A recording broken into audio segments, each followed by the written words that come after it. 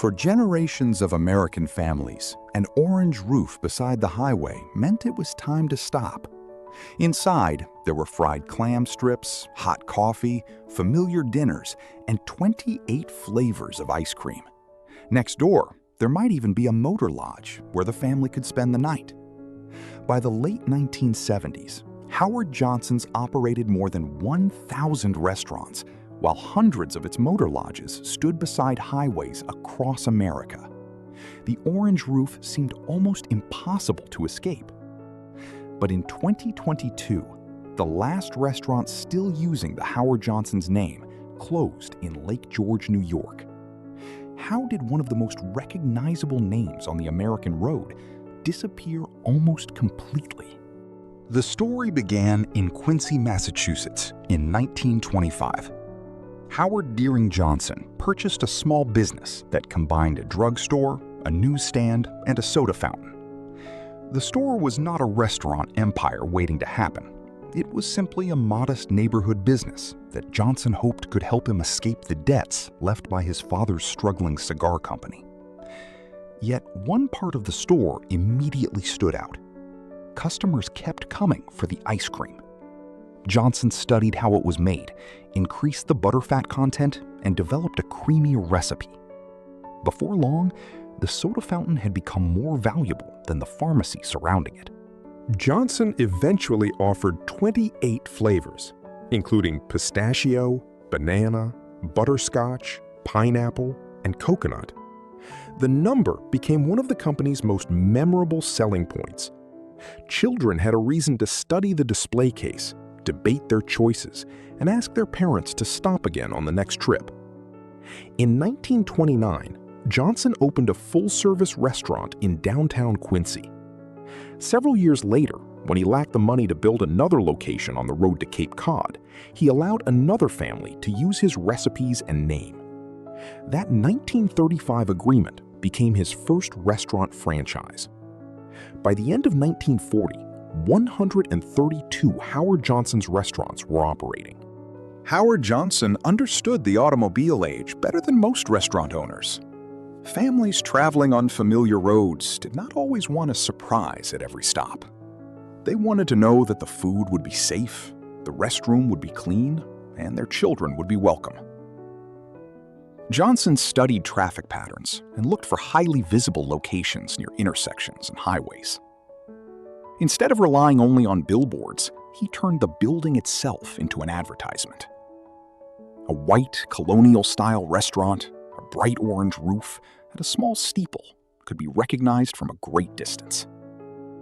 Once travelers had a good experience beneath one orange roof, every other orange roof became a promise.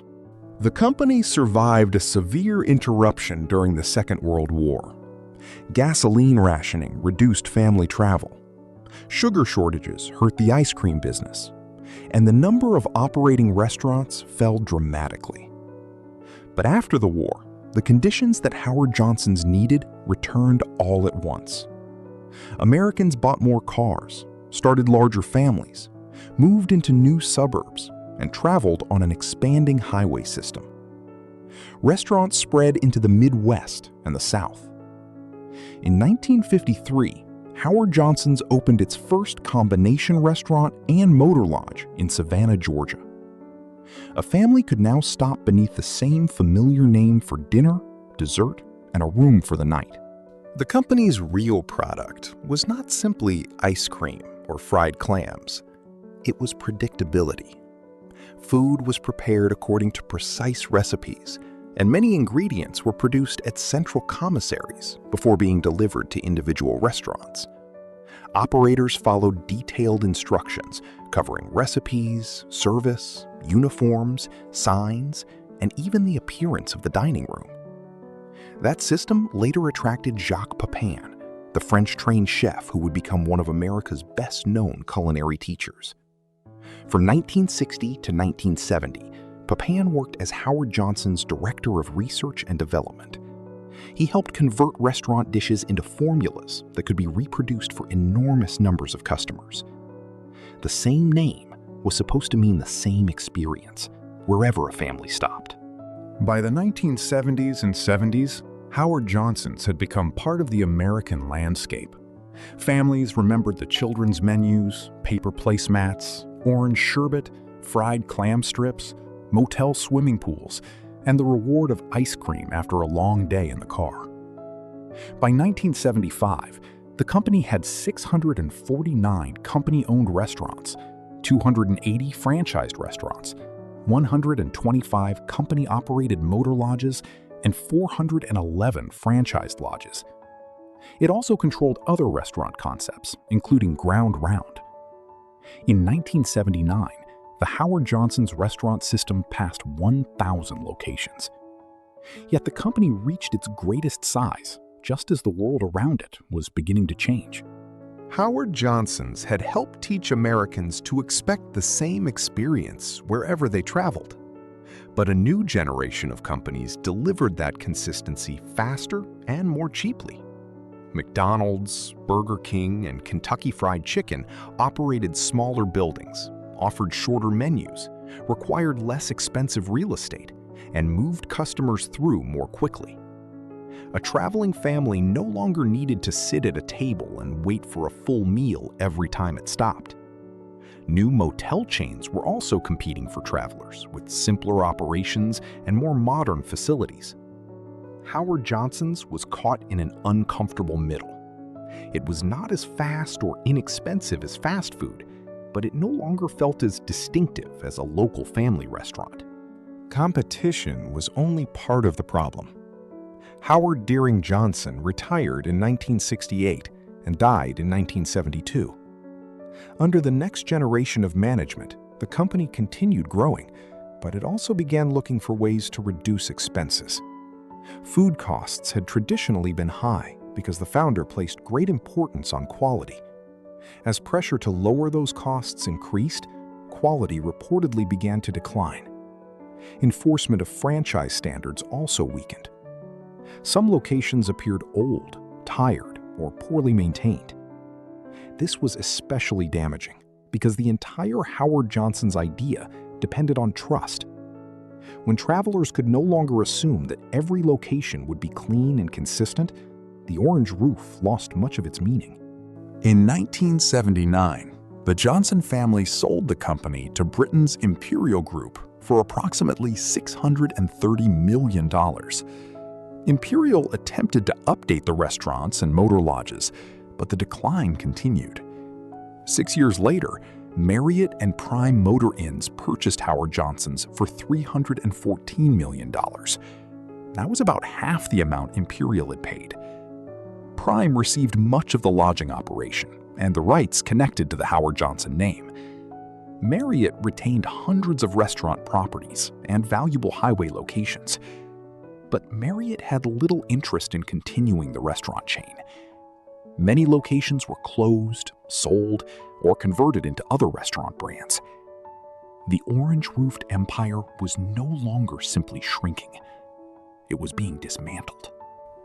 The franchised restaurants that remained after the corporate breakup disappeared slowly. Some became independent diners.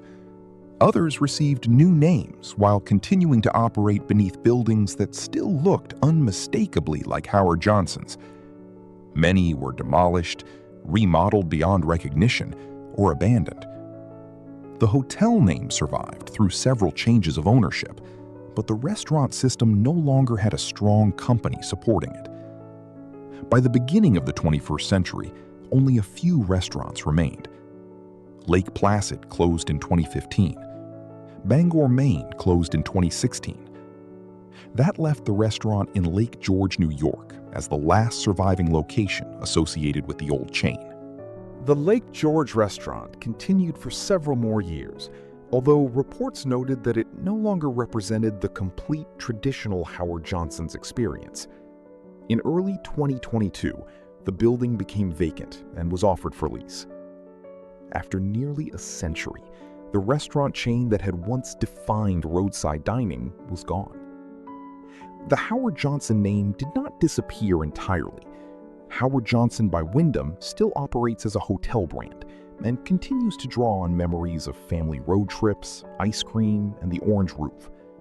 But the dining rooms, fried clam strips, and 28 flavor ice cream counters now belong to history. Howard Johnson's did not disappear because Americans stopped traveling. They continued taking road trips, eating away from home, and staying in roadside hotels.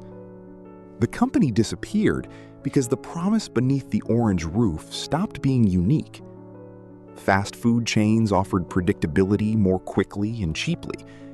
New lodging companies offered more modern alternatives. And Howard Johnson's weakened the consistency on which its reputation had been built. Today, the orange roofs still trigger powerful memories of station wagons, paper maps, motel pools, long summer drives, and ice cream after dinner. Howard Johnson's vanished as a restaurant chain, but for millions of Americans, it remains part of the road home. Did your family ever stop at Howard Johnson's? And what did you order?